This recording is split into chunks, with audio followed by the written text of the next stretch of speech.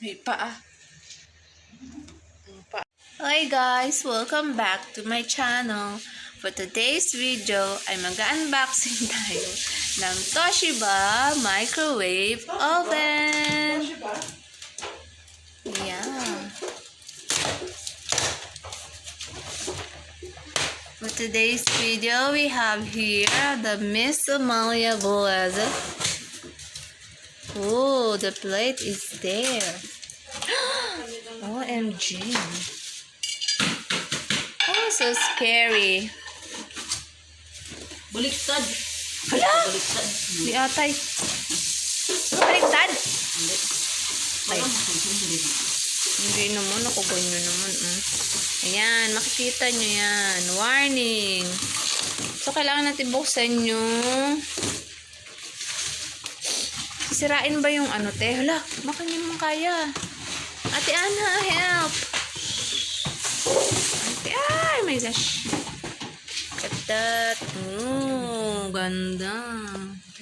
Simple. Parang same lang, no? Laki. Okay. Oh, braso pa lang.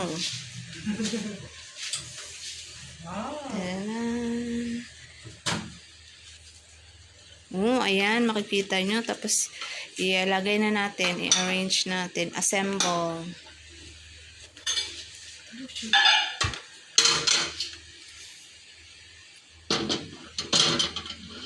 Uy, Lord.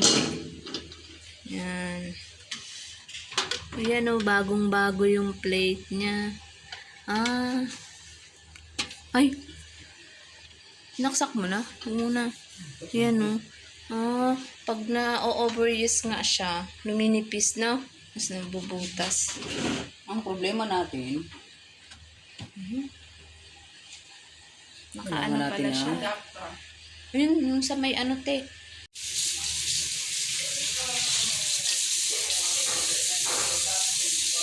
Sa siya. Antayin mo lang siya.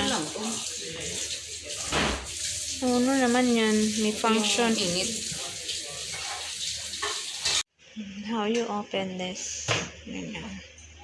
Ano siya?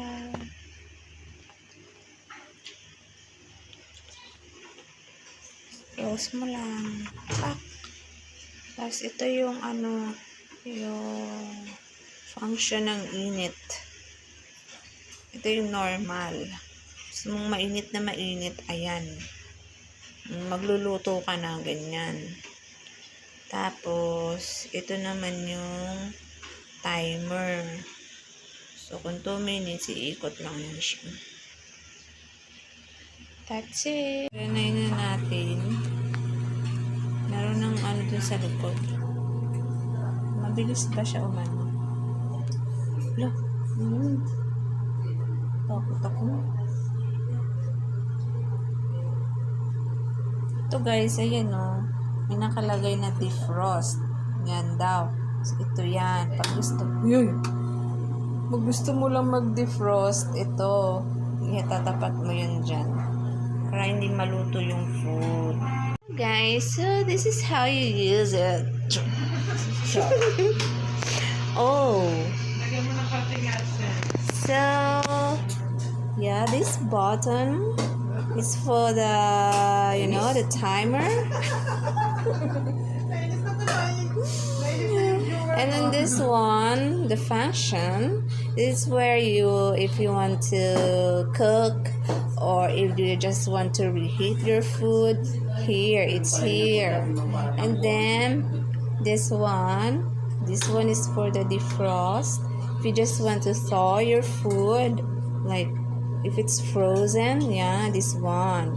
You have to, yeah, like that. Okay, you understand me? Okay, that one. So, yeah. So, the food won't be cooked. Only defrost. Okay? That's my explanation. Oh, ting! Let's see. Let's check the food if it's hot already. Hot? Oh, yeah. Is it umuusok-usok? Oh, yeah. It's Smoking, oh. It's hot already, but not too much. Not too much.